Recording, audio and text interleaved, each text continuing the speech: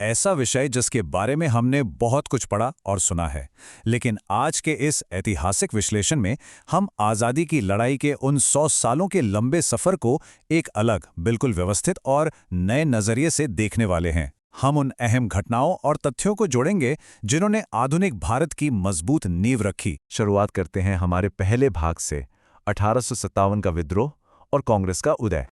अब जरा इस नंबर 34 पर गौर कीजिए। ये कोई आम नंबर नहीं है, ये है 34वीं बंगाल नेटिव इन्फेंट्री।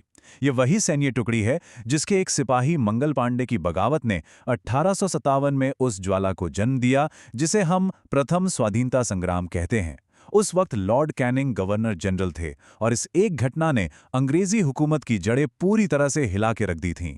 1857 के उस भारी तूफान के बाद 1885 में एक शांतिपूर्ण मोड़ आया। एओ ह्यूम ने भारतीय राष्ट्रीय कांग्रेस की स्थापना की और व्योमेश चंद्र बनर्जी इसके पहले अध्यक्ष बने। सब कुछ थोड़ा शांत लग रहा था, है ना?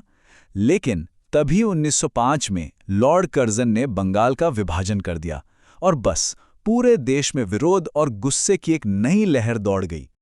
और यहीं से शुरुआत होती है हमारे दूसरे भाग की, स्वदेशी और क्रांतिकारी आंदोलन। बंगाल के इस विभाजन ने सिर्फ स्वदेशी आंदोलन को ही हवा नहीं दी, बल्कि कांग्रेस के अंदर एक बड़ी बहस भी छेड़ दी कि आखिर अंग्रेजों का विरोध कैसे किया जाए। इसी वैचारिक टकराव का नतीजा था 1907 का ऐतिहासिक सूरत अधिवेशन, जहां कांग्रेस साफ तौर पर नरम दल और गरम दल में बंट गई। गरम दल वालों का सीधा मानना था कि सिर्फ अर्जियां देने से आज़ादी नहीं मिलेगी, और इसी ऊर्जा के बीच बाल गंगाधर तिलक का वो अमर नारा गूंजा, स्वराज मेरा जन्मसिद्ध अधिकार है। इस दौरान सिर्फ देश में ही नहीं, दुनिया भर में सशस्त्र प्रतिरोध तेज हो रहा था। 1913 में लाला हरदयाल ने अमेरिका के सैन फ्रांसिस्को में गदर पार्टी बना ली थी। फिर 1919 में जलियांवाला बाग का वो दिल दहला देने वाला हत्याकांड हुआ, जिसकी जांच के नाम पर अंग्रेजों ने सिर्फ हंटर आयोग का दिखावा किया। इन घटनाओं ने देश के युवाओं में उबाल ला दिया। 1925 की काकोरी ट्रेन डकैती हो या भगत सिंह का इंकलाब जिंदाबाद का नारा, ये वो दौर था जब हर तरफ एक ही गूंज थी, क्रांति। अब आते हैं आज़ादी की लड़ाई के तीसरे सबसे अहम पड़ाव पर, गांधीवादी युग और विशाल जन आंदोलन।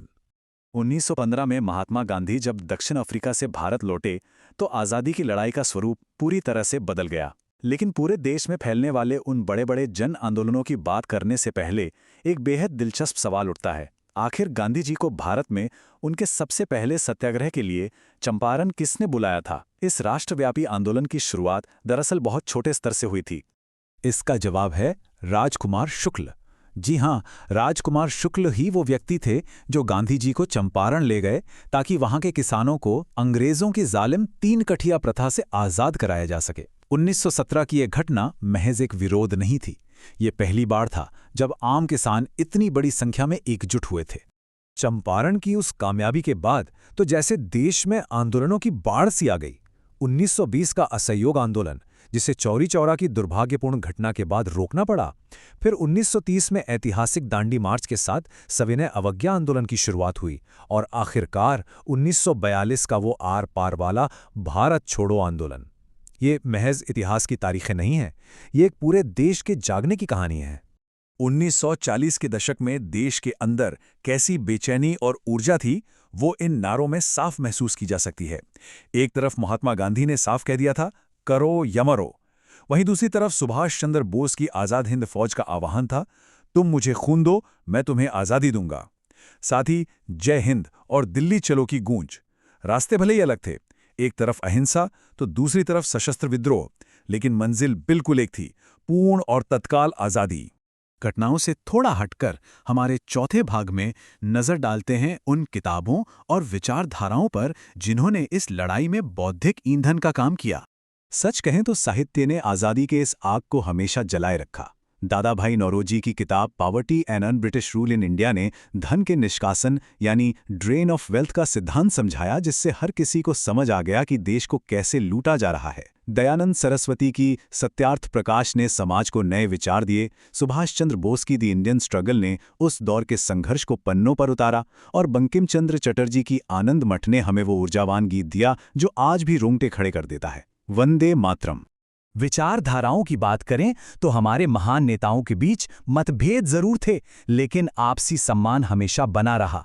इसका सबसे बड़ा सबूत हैं वो उपाधियां जो उन्होंने एक दूसरे को दी।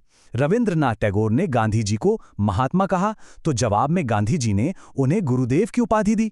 वैचारिक मतभेदों के बावजूद सुभाष चंद्र बोस ने ही गांधी जी को राष्ट्रपिता कहा था और टैगोर ने बोस को देश नायक पुकारा। ये आपसी सम्मान वाकई प्रेरणादायक है।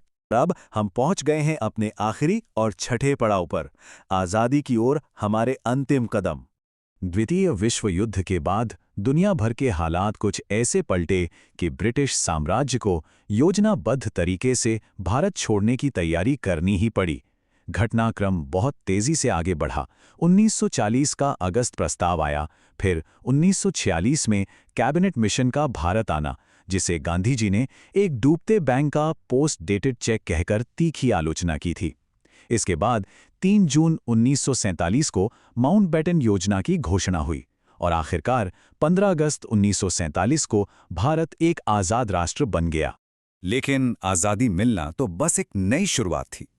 इस नए बने राष्ट्र की रियासतों को एक धागे में पिरोने के लिए चाहिए था फौलादी इरादा, और ये काम किया भारत के बिस्मार्क यानी लौह पुरुष सरदार वल्लभ भाई पटेल ने। सत्ता के इस ऐतिहासिक हस्तांतरण के बाद सी राजगोपालाचारी स्वतंत्र भारत के पहले भारतीय गवर्नर जनरल बने